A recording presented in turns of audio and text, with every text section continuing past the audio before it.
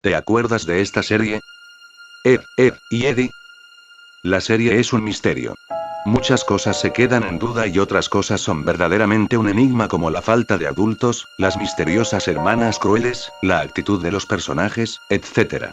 Nadie sabe nada, nadie es consciente de nada, todos actúan según su voluntad. Apenas sabemos de la existencia de los personajes, pero nadie conoce nada más allá del vecindario. Es por esta razón que en los foros Chan se debatió este tema y saltó una teoría, la teoría del purgatorio.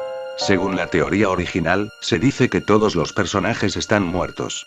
Sus almas penan eternamente en el purgatorio. Este purgatorio es el mismo vecindario donde han vivido en distintas épocas de la humanidad.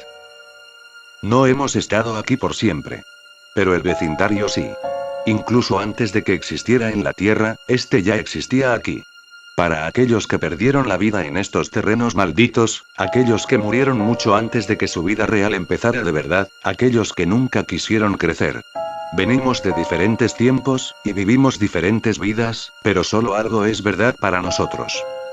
Vivimos en el reino terrenal del vecindario en algún momento de nuestras vidas y morimos antes de que nos llegara la hora.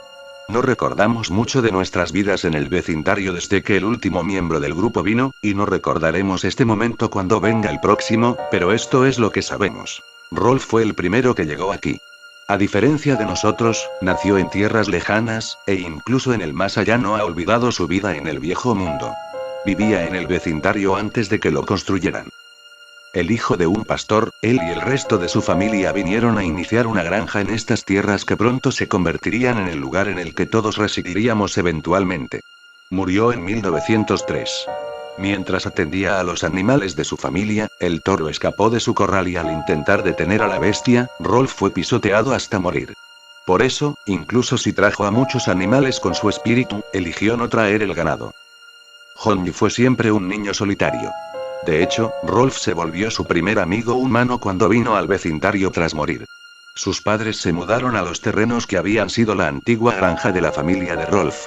Sin ningún niño cerca y sin trabajo de campo para ocupar su tiempo como lo hacía Rolf, Honji comenzó a imaginar muchas cosas. Así nació Tablón, y juntos viajaron por el campo escalando árboles y metiéndose en problemas. Lamentablemente, esto no duró mucho, pues unos años después Honji enfermó. En 1922 murió tras una larga batalla con la tuberculosis. Vio a su amigo Tablón junto a él mientras daba el último aliento. Incluso ahora en la otra vida y sin un campo en la cual jugar, Honji aún pasa mucho tiempo jugando en los patios traseros y las calles. El siguiente en venir fue Eddie. Eddie nació en Nueva York, pero se mudó al vecindario en 1932, justo cuando la Gran Depresión estaba en su punto más alto. El vecindario era diferente, pero ya comenzaba a tomar forma cuando las familias comenzaron a mudarse y dividieron las tierras que pertenecieron a la familia de Rolf alguna vez. Siempre un embaucador, Eddie era capaz de hacer cualquier cosa para traer confort a su familia, incluso si le costaba la amistad de otros. Eddie murió en 1939, tras que uno de sus planes para llevar a cabo una estafa falló. Se ahogó tratando de cruzar el río local, mientras huía de un grupo de niños enojados a los cuales intentó engañar. Incluso en la otra vida, sigue persiguiendo al poderoso dólar. Sarah y Ed llegaron poco tiempo después de que eso ocurriera. Para finales de los 40, el vecindario ya casi tenía la forma de los clásicos desarrollos suburbanos que se volvieron populares tras la Segunda Guerra Mundial. Como hermanos creciendo en el caos de la Segunda Guerra, tenían muchas formas de escapar de sus vidas como hijos de un soldado muerto y una madre trabajadora. Sarah se volvió enojona y controladora porque trataba de asegurarse de que todos a su alrededor supieran que estaba a cargo, todo al intentar copiar el comportamiento de su madre trabajadora. Ed, por otra parte, era todo lo contrario.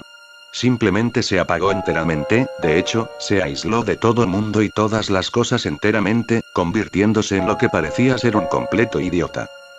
Ed eligió involucrarse en las películas de monstruos y cómics que aparecieron tras la guerra. No tardó mucho para que en 1953, Ed y Sarah murieran en un choque de automóvil mientras su madre los llevaba a ver a sus abuelos. Natch llegó un tiempo después de Sarah y Ed. Natch era una hija de las flores, nacida de una pareja de hippies que llegaron al vecindario a finales de los 60. Era una niña naturalmente hermosa que siempre sabía cómo obtener lo que quería de niños y hombres. Vivió rápidamente, y disfrutaba coquetear y jugar por el placer de hacerlo.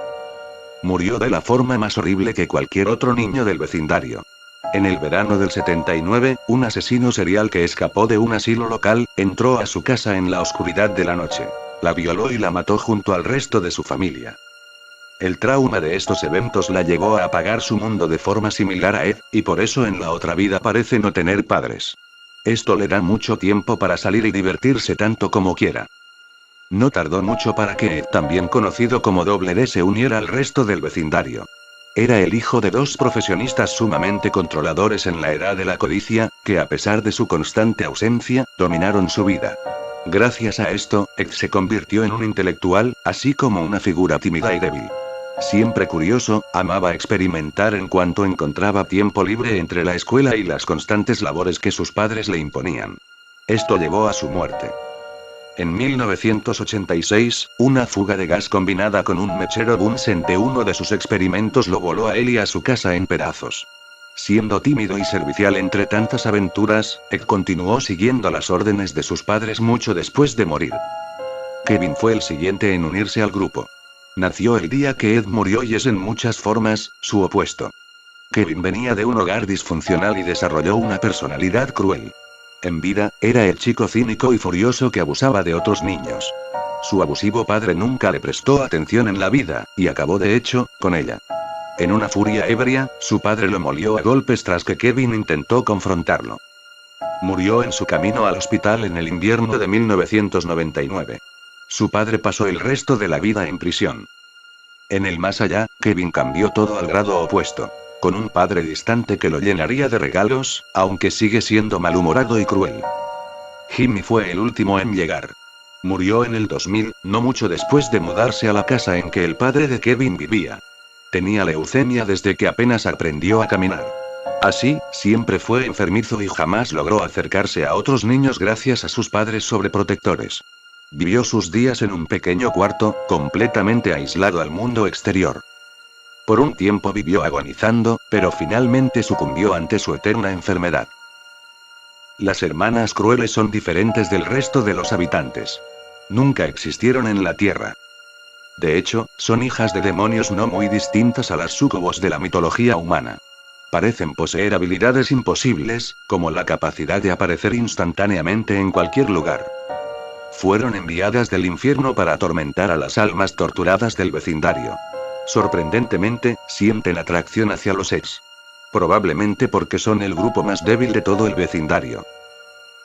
Cabe recalcar que esta teoría no es mía, es una teoría sacada del foro de temática paranormal de los foros Chan. Es muy curioso que los personajes de una serie tan divertida fuera un grupo de fantasmas viviendo en un purgatorio del cual no hay salida. Se cuenta que al principio era un eterno ciclo de verano, pero luego fueron a la escuela. Bien, espero que les haya gustado el vídeo, hasta la próxima.